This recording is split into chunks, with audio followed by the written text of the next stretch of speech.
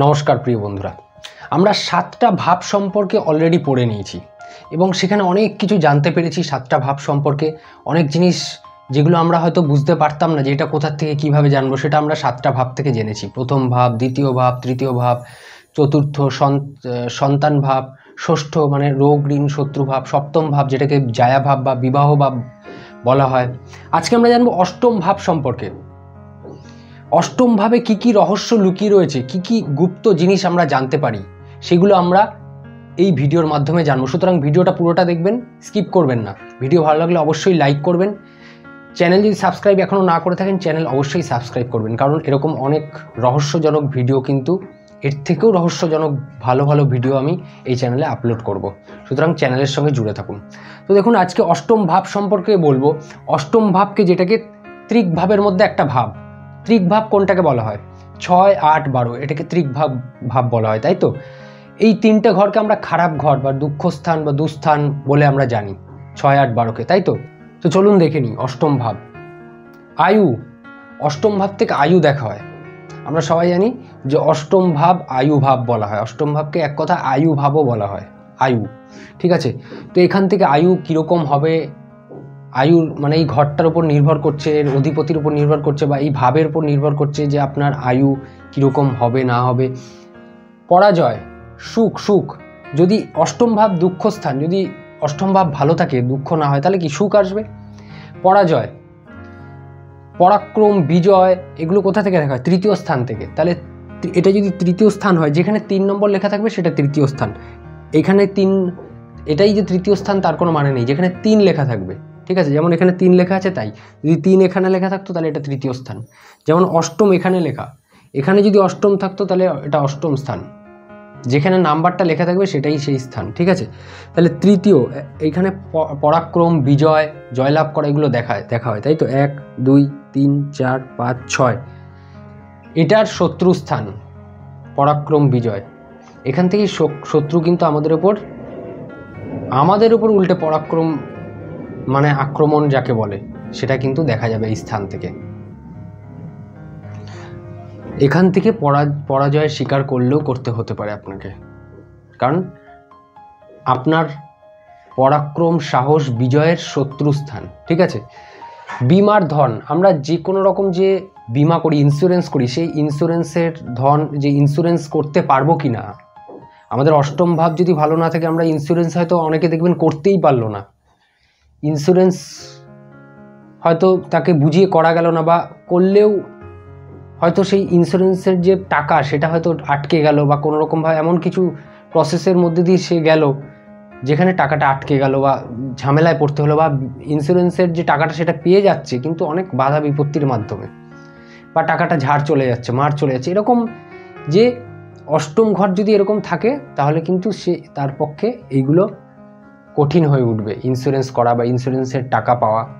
মৃত্যুর কারণ, দেখুন মৃত্যু তো দ্বাদশ স্থান থেকেও দেখা হয়।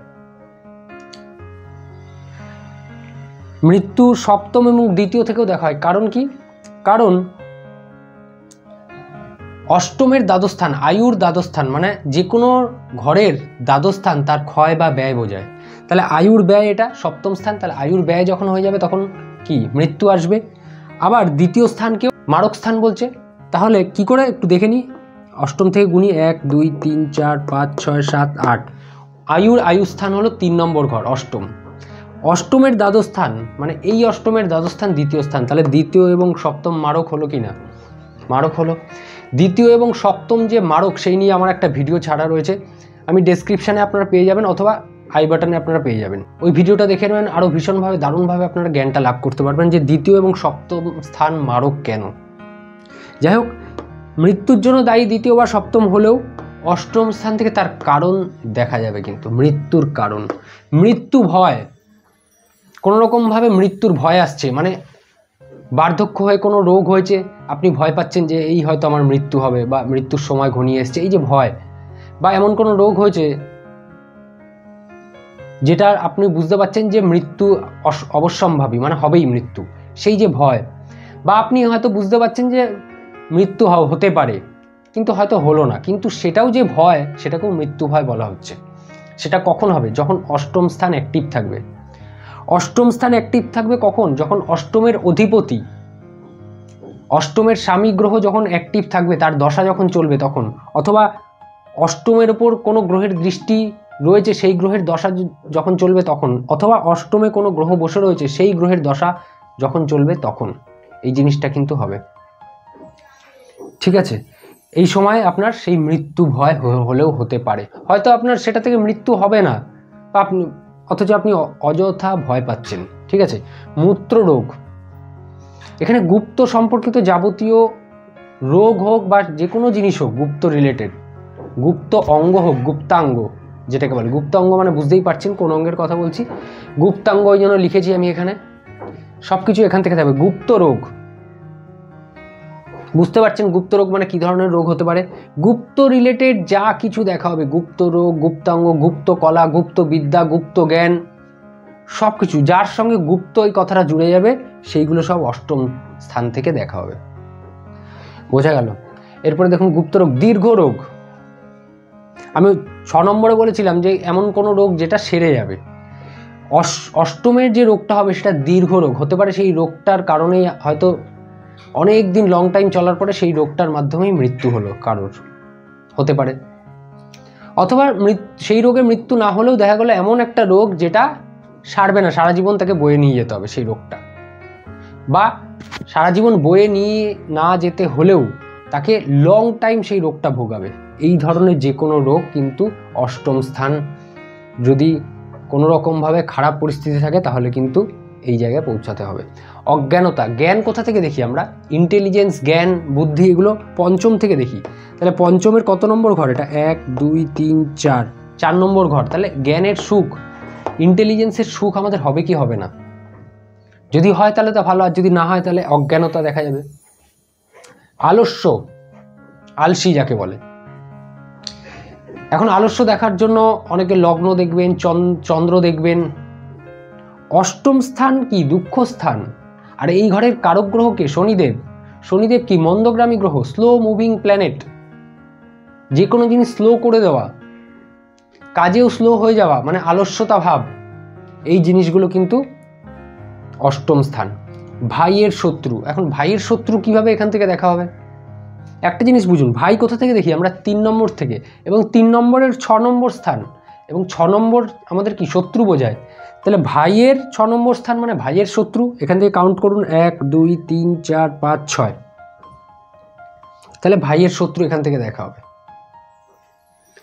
স্ত্রীর ধন, কুটুম, আত্মীয়, আমার ধন, আমার কুটুম, আত্মীয় কোথা থেকে দেখবো? আমার দ্বিতীয় স্থান থেকে, তাই তো? তাহলে স্ত্রী, এটা স্ত্রী স্থান, পত্নী স্থান, প্রতিস্থান কোনটা হয়? সপ্তম স্থান। তার ধন কোথা থেকে দেখব? আমার অষ্টম, অর্থাৎ তার দ্বিতীয় হচ্ছে এটা।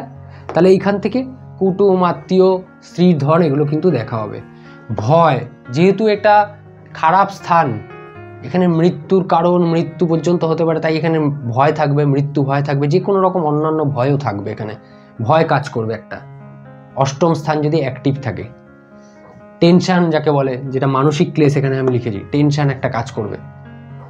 আপনার বিজনেসে কোনো রকমভাবে টেনশনে ভুগছেন, যে বিজনেসটা বাঁচাতে পারবেন কিনা, দাঁড় করাতে পারবেন কিনা, খুব সমস্যা যাচ্ছে, বা যে কোনো মানসিক ক্লেশ, ঘরের অশান্তি, জায়গা জমির সমস্যা, যে কোনো কোর্টের মামলা, এইসব যে কোনো মানসিক ক্লেশ চলছে, মানে বুঝতে হবে অষ্টম স্থান কোনো না কোনোভাবে দায়ী রয়েছে। রাজদণ্ড, মানে রাজা দ্বারা দেওয়া যে দণ্ড, সেটাকে রাজদণ্ড বলে। আগের দিনে রাজা ছিলেন, এখন রাজা নেই, এখন তার বদলে সরকার। এখন রাজদণ্ড কি? জেল যাত্রা, কারাদণ্ড ভোগ, ফাঁসি, মৃত্যুদণ্ড, এইসব, তাই তো? এইবার জেল যাত্রা দেখার জন্য কোন স্থানকে দেখা হয়? দ্বাদশ স্থান। কিন্তু সেই জেল যাত্রার কারণ কিন্তু বলবে অষ্টম স্থান, কেন জেল যাত্রা হচ্ছে। হাসপাতাল যাত্রা বোঝাবে দ্বাদশ স্থান, কিন্তু তার কারণ আমরা কোথা থেকে দেখবো? অষ্টম স্থান থেকে। বোঝা গেল? মানসিক ক্লেশ বললাম, বস্তু নাশ, কোনো জিনিস হয়তো রেখে দিয়েছেন লং টাইম, আপনার হয়তো সেটা আপনি রেখেই দিয়েছেন, কিন্তু দেখা গেল কিছুদিন বাদে কোথার থেকে আপনি টেনে বার করলেন সেই জিনিসটা, দেখলেন সেটা নষ্ট হয়ে গেছে, খারাপ হয়ে গেছে। মানে কোনো জিনিস নষ্ট হয়ে যাওয়াও কিন্তু এখান থেকে বোঝায়, কোনো বস্তু নাশ হয়ে যাওয়া, খারাপ হয়ে যাওয়া, লস হওয়া কোনো জিনিসের, বস্তু নাশ। ঋণ দান, আমি ঋণ অ্যাপ্লাই করব, ঋণের সময় এসছে আমার ঋণ নেওয়ার, সেটা 6 নম্বর ঘর যখন অ্যাক্টিভ থাকবে তখন দেখব। ঋণের জন্য চেষ্টা করছি, মানে 6 নম্বর ঘর কোনোভাবে অ্যাক্টিভ। এখন ঋণ পাবো কিনা সেটার জন্য 6 নম্বর ঘর যদি ভালো অবস্থায় থাকে ঋণ পাবো, কিন্তু ঋণ দান করতে পারবো কিনা সেটা দেখবো আমি 8ম স্থান থেকে। দেখুন 2য় স্থান কি? ধন স্থান। 1 2 3 4 5 6 7, যে কোনো স্থান তার সুখ বোঝায়, মানে আমার সুখ আমার 7ম স্থান থেকে দেখব। ধনের যে সুখ সেটা কোথা থেকে দেখব? 8ম স্থান, 7ম স্থান, মানে ধনের 7ম স্থান, আমার 8ম স্থান। 1 2 3 4 5 6 7, তাই ধনের সুখ মানে টাকা পয়সার সুখ যদি আপনার থাকে তবেই তো আপনি ঋণ দিতে পারবেন। টাকা যদি আপনার কাছে প্রচুর পরিমাণে থাকে তবেই তো আপনি ঋণ দিতে পারবেন, তাই না? মাটির নিচের ধন। এখন আগের দিনে তো মাটির নিচে মানে মোহর, সোনা গয়না এসব নিয়ে অনেক গল্প আমরা শুনেছি, পাওয়া যায়, মাটি খুঁড়ে পাওয়া গেছে, মাটির নিচে রেখে গেছে। এখন বর্তমানে মাটির নিচের পাওয়ার ধন বলতে বোঝাচ্ছে কোনগুলো? যে মাটির নিচ থেকে যেগুলো খনন করে তোলা হয়, এমন কিছু দামি জিনিস, সোনা বা যে কোনো জিনিস মাটির নিচ থেকে যেগুলো পাওয়া যাচ্ছে, কোনো পাথর, যেগুলো থেকে আপনি অর্থ উপার্জন করতে পারবেন। ঠিক আছে, মাটির নিচের ধন। পাপ, আপনি যে কোনো পাপ কার্য করবেন 8ম স্থান যদি আপনার অ্যাক্টিভ থাকে, খারাপ অবস্থায় থাকেন। কারণ 9ম স্থানের দ্বাদশ স্থান, এটা 9ম স্থান কি? পুণ্য স্থান, ভাগ্যস্থান, ঈশ্বর স্থান। 1 2 3 4 5 6 7 8 9 10 11 12, মানে পুণ্যের ক্ষয়। আপনি যে পুণ্য করছেন তার ক্ষয়, তখন সেটা কখন হবে? যখন আপনি পাপ করবেন তখন আপনার পুণ্য ক্ষয় হবে। তাহলে এখান থেকে কিন্তু পাপ দেখা যাচ্ছে, কারণ যে কোনো ঘরের দ্বাদশ স্থান তার ক্ষয় বোঝায়, ব্যয় বোঝায়। তাহলে পুণ্যর ব্যয় এটা, দ্বাদশ স্থান এটা, তাই তো বোঝা গেল। জীব হত্যা, আপনি যদি পাপ করেন, পাপ আপনার মধ্যে থেকে থাকে, তাহলে আপনি জীব হত্যা করবেন। অঙ্গহীন হয়ে যাওয়া, দুর্ঘটনা হওয়া, কোনো দুর্ঘটনা হওয়া এবং দুর্ঘটনার ফলে অঙ্গহীন হলো, আঙুল কেটে বাদ পড়ে গেল, পায়ের আঙুল কেটে বাদ পড়ে গেল, বা কোনো শরীরের কোনো অংশ বাদ পড়ে গেল, বা এমন কিছু হলো যে শরীরের কোনো অঙ্গ বাদ হলো না ঠিকই, কিন্তু কোনো একটা অঙ্গ এমনভাবে ক্ষতিগ্রস্ত হলো যেটা আপনি ইউজ করতে পারছেন না। ডাক্তার বলে দিলে এইটা আপনার কিন্তু আর আগের মতো আপনি সেইভাবে কিছু করতে পারবেন না।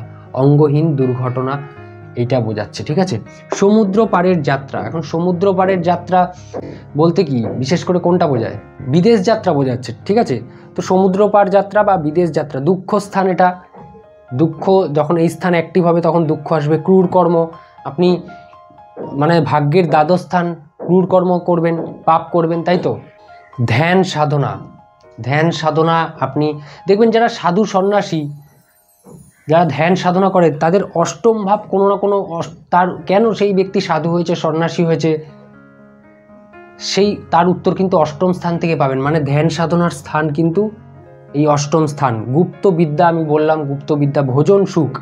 এখন আমরা খাওয়া দাওয়া করি সেটা কোথা থেকে দেখা হয়? আমাদের খাওয়া, সেটা 2য় স্থান। 2য় স্থানের এটা হলো 1 2 3 4 5 6 7, 2য় স্থানের 7ম স্থান। মানে ভোজন করে সুখ পাবো কিনা, ভোজন খেয়ে আমি আনন্দ লাভ করবো কিনা। অনেকে দেখবেন খেতে অত ভালোবাসে না, আবার কিছু মানুষ দেখবেন খেতে খুব ভালোবাসে, খাওয়ার আনন্দটা উপভোগ করে। ভোজন সুখ আমার হবে কিনা। ঠিক আছে, চাঁদা বা ভিক্ষা দ্বারা অর্থ সংগ্রহ। ভিখারি তো অনেক রয়েছে, এবার কোনো ভিখারি সারাদিন থেকে কম ইনকাম করছে, আবার কোনো ভিখারি বেশ অনেক টাকা কামিয়ে নিয়ে চলে যাচ্ছে। সেটা কোথা থেকে দেখাবে? কেন এগুলো হয়? 8ম স্থানের জন্য।